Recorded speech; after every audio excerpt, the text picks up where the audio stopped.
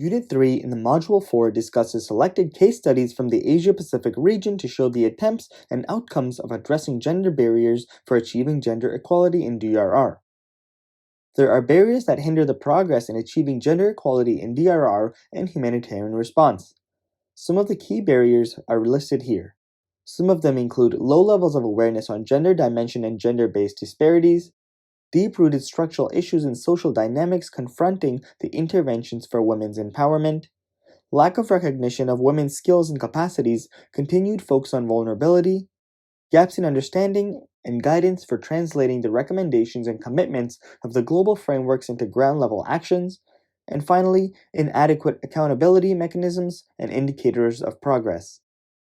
This case study provides an example of addressing the guidance in the global frameworks on gender equality and women's empowerment in its conceptual approach and program streams. The program DRR, started in 2018, takes an innovative approach to challenge the norms by focusing on a rights-based perspective, thereby addressing the root causes of gender-based vulnerability. In its inception analysis, it highlights several critical aspects that are often overlooked in gender integration. The underrepresentation of women is a global phenomenon, gender norms that often discourage women from participation in decision-making roles, leadership and associated traits are often perceived as characteristics not appropriate for women, and the challenges in breaking those norms. Further, women are often characterized as vulnerable groups. Tied with this notion is the focus on the needs and vulnerabilities rather than the participation of leadership that can provide opportunities for women and girls to improve their social position. It also notes that the work women do to reduce the negative impact of disasters often does not receive due to recognition. The program seeks to integrate gender equal risk information into national and subnational public planning frameworks across sectors. In addition, women's role in DRR is brought to the forefront to support women's skills and capacities, women's empowerment, leadership, and inclusion, thereby challenging and changing the prevailing notion that women are incapacitated vulnerable groups. In the Asian region, adolescent girls face many challenges in their daily life. Sexual harassment in the public places is a considerable constraint for girls' mobility. This case study illustrates some concerted actions taken to address this challenge. Girls commuting to West Bisandai School from remote areas of Bangladesh often face sexual harassment, particularly during flood season. Recognizing the needs of girls in emergencies, Plan International Bangladesh developed strategies to address the safety of girls inside and outside of schools through 2 safe school projects in 25 primary and high schools in Lal Monerat district.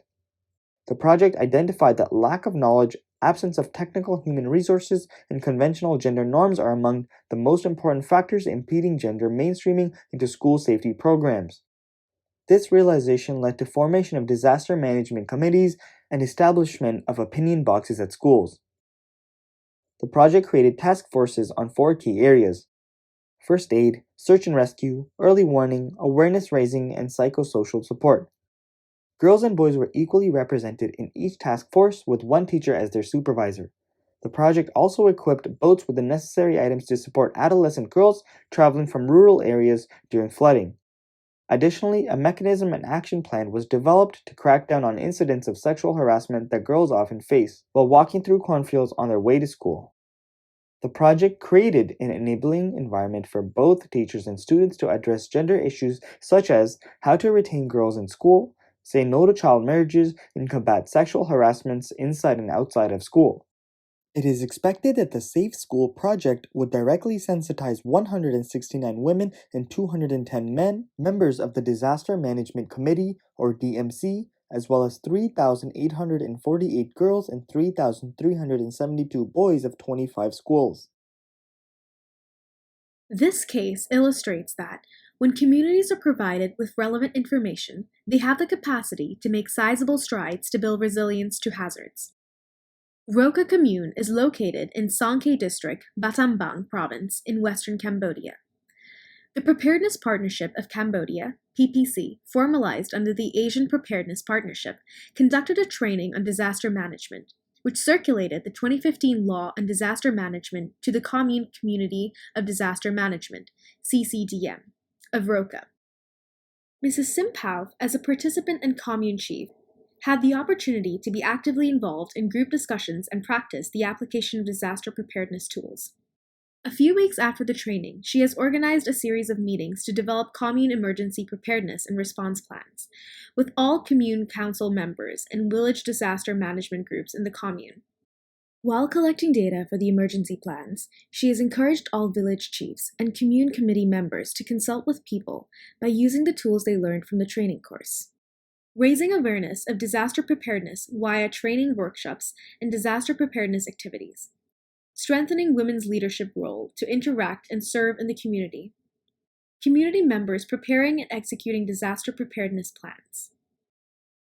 Buklo Tau, meaning people bonded together, is an environmental people's organization based in Dona Pepeng and North and South Libis Barangay Banaba of the municipality of San Mateo in the province of Rizal. Located at the junction of the Marikina and Nangka rivers, flooding and erosion are major hazards that confront the community.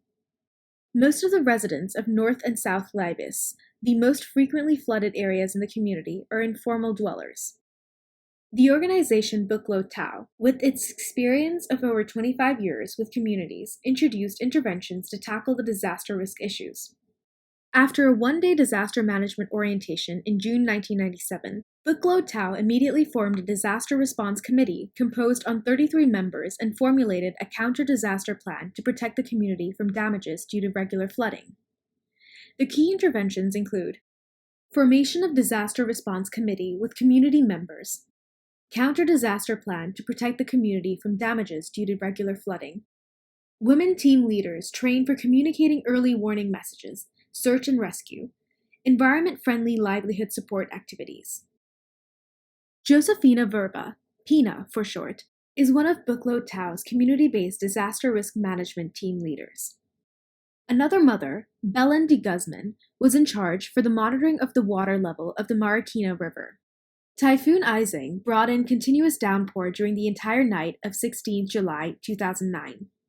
Both women were active through the rainy night, looking at the water level monitoring at the gauge measurements painted against the pillar of the nearby Batasan San Mateo Bridge.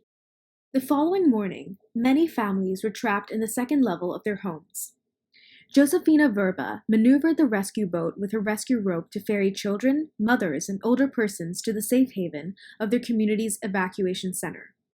Buklo Tau revived the involvement of mothers in producing useful products from recycled materials such as aluminium packs for juice, plastic packs for vinegar, soy sauce, etc., which they started in 2005 as part of their environmental care campaign. As a result, a gradual improvement in environmental care and community safety has been observed. The initiative reduces solid waste, flood, and health risks while helping to build a culture of safety amongst adults, youth, and children. It is a model exemplifying locally developed, locally led, locally run, and locally funded disaster risk and poverty reduction initiative. The Tsunami and Conflict-Affected Communities Uplifting Project was implemented in the tsunami-affected area of Trincomalee District in Sri Lanka. The saving and microfinancing activities exclusively for women was undertaken by a local NGO, the Women's Coup. This case study shows how the failure to understand deep-rooted gender-based social issues in making project interventions led to ineffective outcomes. The project provided both women and men with training. However, it was based on stereotyped gender divisions of work. Training on carpenting, painting, and mechanics for men, and training on food processing and sewing for women. Little attention was paid to promoting women supported by the project to carry out business in a professional way. The capacity development program undertaken did not sufficiently support the development of women's business or entrepreneurship plans and proposals.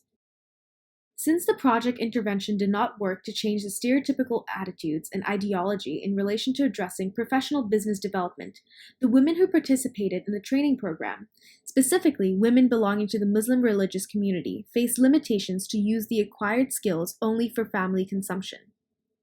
This experience highlights the tendency to take women's roles in a stereotyped manner by external agencies, as well as women's self-perception of their own capacities and role within the family.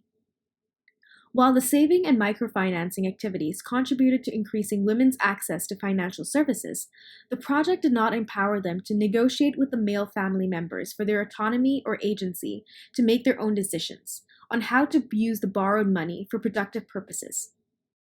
From a gender perspective, one of the key lessons is that microcredit and skill training intervention training should be planned in a way that women, as well as men, can both gain technical and business skills.